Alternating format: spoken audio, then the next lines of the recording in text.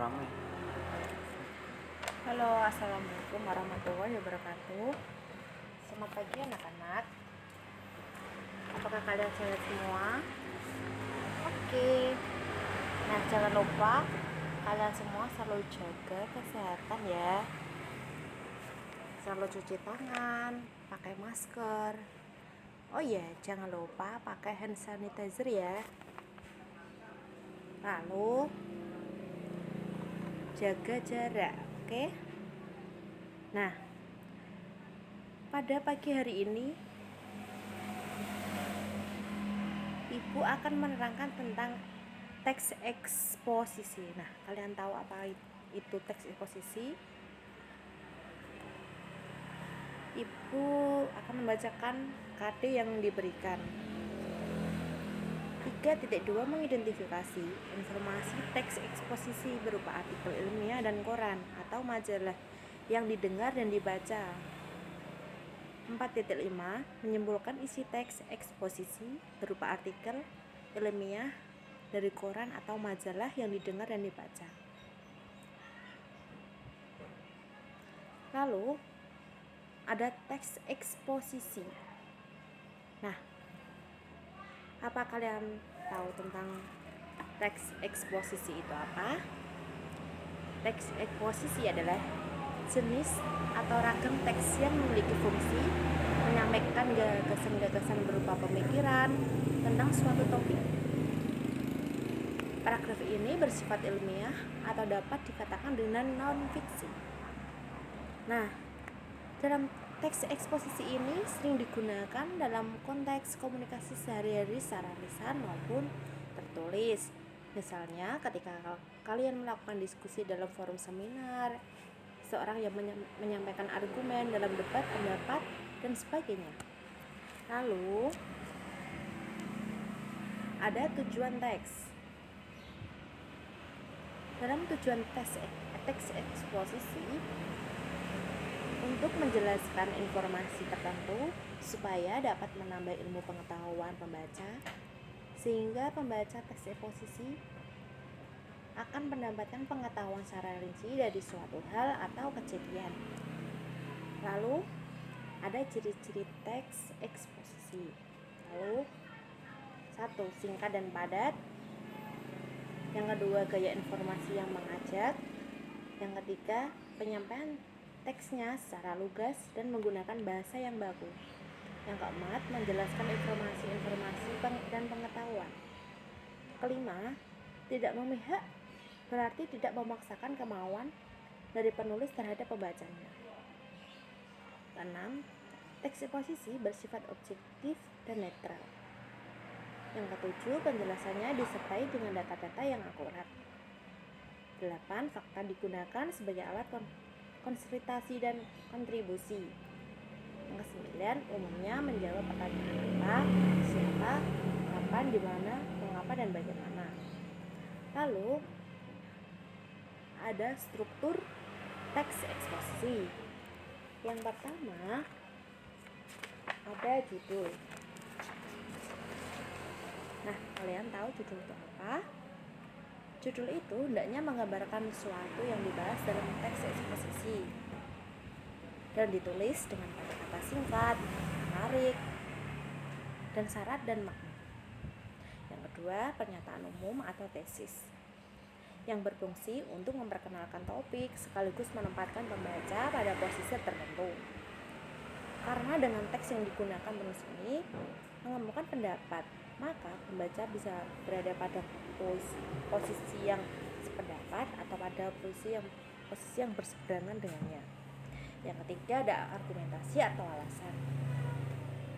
Bagian dari teks eksposisi adalah argumen atau alasan. Panjang dan pendeknya bagian ini tergantung pada jumlah argumen yang telah kalian kenalkan secara garis besar di dalam pernyataan umum. Kemudian kalian menyebutkan ulang dan menjabarkan argumen tersebut dalam paragraf. Lalu yang keempat ada penegasan ulang atau pendapat atau simpulan. Pengertiannya, pengulangan tersebut dilakukan dengan berdasarkan pada argumen yang telah disajikan di dalam bagian sebelumnya. Lalu ada jenis-jenis teks eksposisi. ada teks eksposisi definisi, eksposisi proses, eksposisi ilustrasi, eksposisi laporan, teks eksposisi perbandingan, dan eksposisi pertentangan. Nah, Ibu akan menjelaskan tentang jenis-jenis teks eksposisi. Yang pertama yaitu teks eksposisi definisi, yaitu suatu paragraf eksposisi yang memaparkan definisi suatu topik tertentu.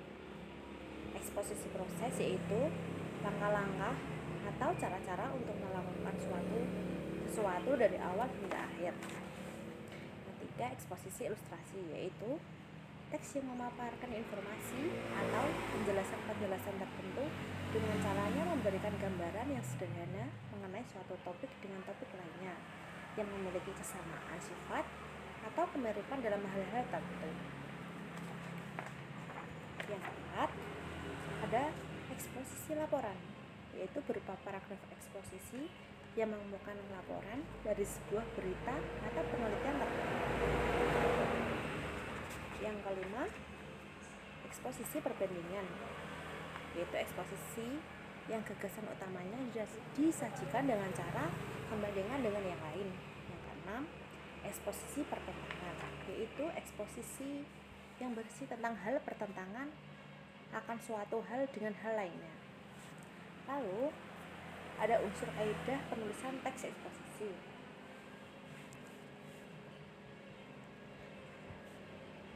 Yang pertama, menentukan topik yang akan disajikan. Nah, langkah pertama, kalian harus melakukan suatu pembuatan teks eksposisi dan menentukan tema. Yang kedua, menentukan tujuan eksposisi.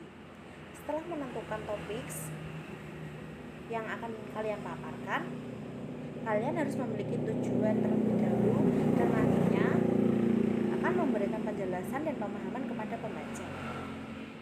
Yang ketiga, memilih data yang sesuai dengan tema. Setelah menentukan tema dan tujuan penulisan, langkah selanjutnya kalian harus melakukan atau mengumpulkan data dan bahan yang diperlukan dalam penulisan teks eksposisi tersebut. Lalu yang keempat, membuat kerangka karangan. Sebelum pembuatan karangan teks eksposisi, terlebih dahulu membuat karangan secara lengkap dan sistematis. Lalu ada pembahasan dengan pengembangan kerangka karangan. Setelah kerangka karangan tersusun, pengembangan secara lebih lengkap agar ciri-ciri eksposisi tersalurkan. Eksposisi yang bersifat informatif, objektif, dan logis. Yang terakhir ada membuat simpulan. Sesuai dengan tujuan penulisan sebuah karangan teks eksposisi, kesimpulan harus sejalan, bahkan harus memperkuat tesis tersebut. Lalu ada unsur kebahasaan teks eksposisi. Ada pronomina, nomina dan verba. Lalu ada konjungsi. Nah, dalam pronomina ini dibagi menjadi dua, yaitu pronomina persona atau kata ganti orang, yaitu persona tunggal. Contohnya seperti dia, iya, Anda, kamu, aku, saudaranya, mu, kusi, dan sebagainya. Lalu pronomina non persona atau kata ganti bukan orang, yaitu pronomina petunjuk. Contohnya seperti ini, itu, situ, sana. Dan pronomina penanyanya seperti apa, mana, siapa. Lalu ada nomina dan verba. Nomina itu kata benda, merupakan kata yang mengacu pada benda baik nyata maupun abstrak. Lalu verba itu adalah kata kerja yang merupakan kata yang mengandung makna, dasar perbuatan, proses, atau keadaan yang bukan sifat. Yang terakhir ada konjungsi, yaitu kata penghubung. Contohnya seperti kenyataannya, kemudian, lebih lanjut. Lalu setelah itu ada mengenali unsur-unsur teks eksposisi. Nah, yang pertama, gagasan dan fakta dalam teks eksposisi. Ada fakta. Fakta adalah suatu informasi yang didasarkan pada temuan di lapangan. Nah, fakta dapat diperoleh melalui berbagai cara, yaitu observasi, wawancara, dan kajian dokumentasi. Sedangkan observasi itu pengamatan langsung di lapangan, sedangkan wawancara berdialog dengan narasumber atau orang-orang yang dianggap mengetahui atau memahami informasi yang dikehendaki. Ketiga ada kajian dokumentasi, yaitu mendeskripsikan berbagai dokumentasi yang memberikan informasi yang dihendaki. Lalu ada opini. Opini itu adalah pendapat yang bersifat objektif.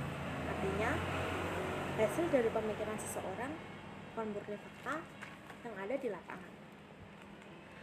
Lalu ada pola pengembangan teks eksposisi. Ada pola umum, khusus atau deduktif. Pola khusus ke umum, ada pola ilustrasi, pola perbandingan, dan pola analisis. Nah, nanti kalian bisa dibaca di MKS kalian semuanya ya anak-anak. Lalu Ibu akan menyampaikan tentang penyimpulan isi teks eksposisi, yaitu yang pertama ada gagasan umum dan gagasan khusus. Nah, gagasan umum itu ada membaca atau mendengarkan isi teks eksposisi dengan sesama dan cermat. Kedua, mencatat isi pokok teks eksposisi.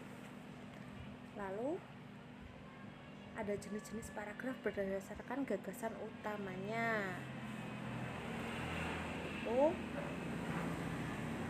ada paragraf deduktif, dan paragraf campuran. Nah, kalian bisa lihat ya di PPT-nya Ibu yang sudah Ibu share di kalian semuanya ya. Lalu ada kegiatan penyuntikan teks eksposisi. Ada aspek isi, ada aspek sistematika, lalu aspek bahasa. Aspek isi dilakukan terhadap kebenaran dan kelogisan pemaparan serta terhadap kejelasan dan kelengkapan faktanya. Aspek sistematika berkaitan dengan organisasi atau susunan, urutan penulisan, serta kepaduan hubungan kalimat-kalimatnya. Lalu aspek bahasa yaitu penyuntingan terhadap aspek yang berkenaan dengan keefektifan kalimat-kalimat, penggunaan kata, dan penulisan ejaan. Lalu Ibu memberikan contoh tentang paragraf teks eksposisi, yaitu tentang alam lidah buaya. Nah, kalian bisa baca itu ya, ada manfaat lidah buaya, ada tesis, ada argumentasi, atau penegasan ulang. Nah, kalian bisa membaca, lalu jika ada yang kurang paham atau yang perlu ditanyakan kepada Ibu, boleh langsung ditanyakan.